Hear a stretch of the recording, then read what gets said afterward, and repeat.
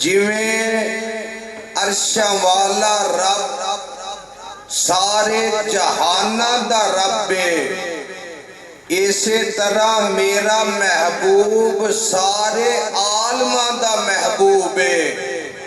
जिस तरह मैं खुदा दी खुदाई है, इसे तरह मेरे मुस्तफा दी मुस्तफाई है। अल्लाह सारे जहाना वास्ते रब किवें में, ओ काफरां दा भी रब है ते मुसलमानां दा भी। आवाज आए ना जरा, काफरां दा भी रब है ते मुसलमानां दा भी। जेड़े ओनू मनदे ने उन्हां दा भी रब है ते जेड़े नहीं मनदे उन्हां दा भी रब है। अल्लाह मनन वालियां नू भी अता करदा है ते जेड़े नहीं मनदे उन्हां नू भी अता करदा है। किवें करके अता करदा है? जमीन ते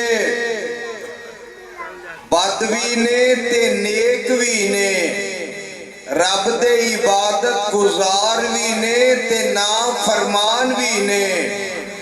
अल्लाह ने आसमान दे उत्ते दो दीवे बाल दिते ने, एक सूरज दूसरा चंद ने। ये दोवें रोशनी हर किसे दे घर तक पहुंचाते ने।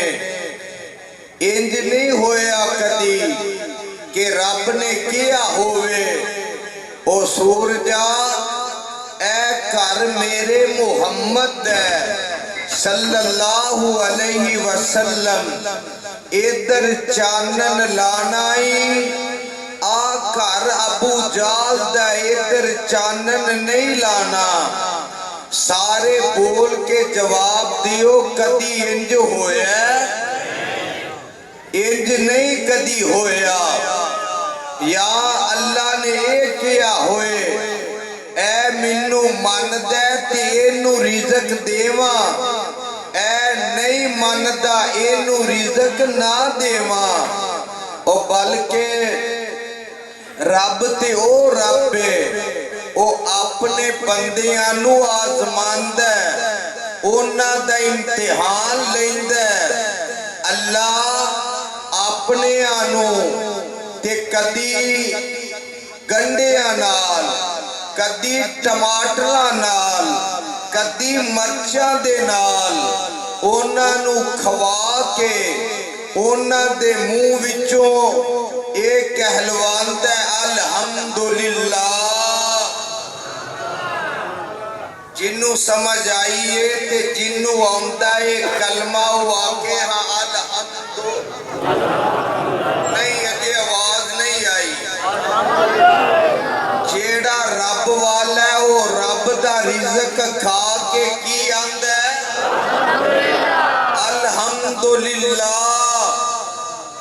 ते जेड़ा ना फरमान है ना, उन्हां नू रब दुनिया ते किते हरन, किते जनाब चरगे, किते रोस्ट बरोस्ट, किते गोश्त, किते तितर बटेर, किते वन सवन्ने खाने अल्लाह अता करके आंदा है।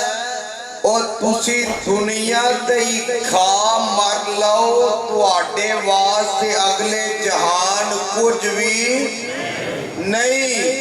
ते अपनियां नू आंदा है तुसी इत्थे तंगी कट लवो, अगले जहान दियां सारियां नेमतां तुहाडे वास्ते।